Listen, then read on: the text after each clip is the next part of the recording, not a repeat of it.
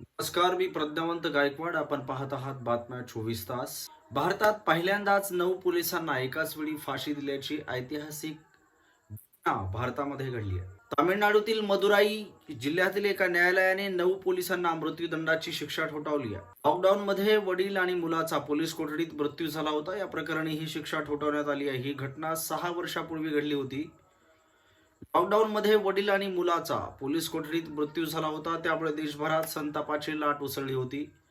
2020 मध्ये तुतीकुडी जिल्ह्यातील साधनकुलम पोलीस ठाण्यात हा प्रकार घडला होता. पी जयराज वय 51 वर्ष आणि त्यांचा 31 वर्षीय मुलगा जे बेनिक्स यांना 19 जून रोजी कोविड-19 लॉकडाऊनचे उल्लंघन केल्याबद्दल अटक करण्यात आली होती. मोबाईल दुकानाचे मालक आहेत. परवानगी दिलेल्या वेळेपेक्षा जास्त वेळ दुकान उघडे ठेवल्याचा आरोप करत त्यांना बेकायदेशीरपणे अटक करण्यात आली होती. हा नंतर आरोप खोटा सिद्ध झाला. पोलिसांनी त्यांना साधनकुलम पोलीस ठाण्यात नेले आणि चौकशीच्या नावाखाली रात्रभर त्यांचा निर्घृणपणे छळ केला.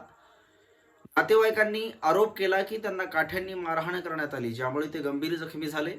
एका महिला कॉन्स्टेबलची साक्ष या प्रकरणात महत्वाचा पुरावा ठरली. पोलीस स्टेशनच्या टेबलावर आणि काठ्यावर रक्ताचे डाग आढळले होते. नंतर दोघांनाही न्यायालयीन कोठडी सुनावण्यात आली, परंतु काही दिवसांतच जखमामुळे त्यांचा मृत्यू झाला. या घटनेमुळे देशभरात पोलीस क्रूरतेविरोधात तीव्र संताप उसळला. या प्रकरणाचा तपास सुरुवातीला राज्य सीआयडीने केला होता, परंतु मद्रास उच्च न्यायालयाच्या निर्देशानंतर सीबीआयने तपास हाती घेतला. सीबीआयने एका इन्स्पेक्टर, 2 सब इन्स्पेक्टर आणि अनेक कॉन्स्टेबलसह 10 पोलिसांना अटक केली होती. आरोपीवर खून, कट रचणे आणि पुरावा नष्ट करणे यासारखे गंभीर आरोप ठेवण्यात आले. तपासादरम्यान सीसीटीव्ही फुटेज देखील हटवण्यात आले, त्यामुळे सत्य लपवण्याचा प्रयत्न झाल्याचे दिसून आले. तपासादरम्यान आरोपींपैकी एका पोलीस उपनिरीक्षकाचा कोविड-19 मुळे मृत्यू झाला. 6 वर्षानंतर 2026 मध्ये मदुराई न्यायालयाने खटल्याची सुनावणी पूर्ण केली. मार्च 2026 मध्ये सर्व 9 पोलिसांना खुनाच्या आरोपाखाली दोषी ठरवण्यात आले. हा मृत्यू नैसर्गिक नसल्याचा दाखवण्याचा प्रयत्न करण्यात आला. पोलिसांचा युक्तिवाद न्यायालयाने फेटाळला.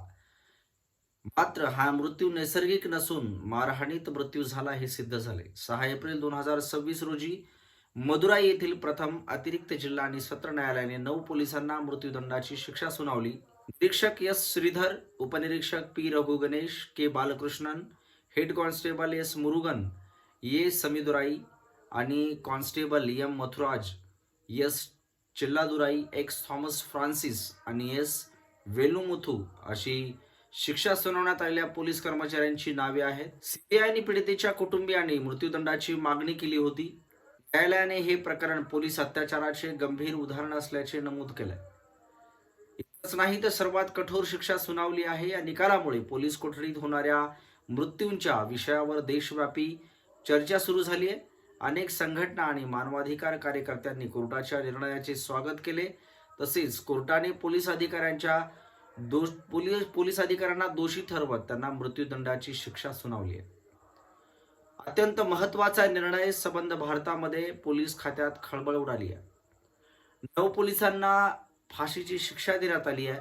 जे पोलीस अधिकारी असतील त्यांच्या मनामध्ये धसकी आणि धडकी भरणारी सर्वात मोठी बातमी समोर येते आहे. 9 जणांना फाशीची शिक्षा सुनावण्यात आली आहे. देशामध्ये खळबळ उडवून देणारी ही घटना तामिळनाडू राज्यातील आहे. या ठिकाणी पोलीस प्रशासनातील 9 जणांना फाशी देण्याचा निर्णय उच्च न्यायालयाने दिला आहे. या संदर्भातले अपडेट्स आपण बातम्या 24 तासच्या माध्यमातून पाहिली. कॅमेरामन दिनेश कांबळेसह प्रज्ञावंत गायकवाड, बातम्या 24 तास.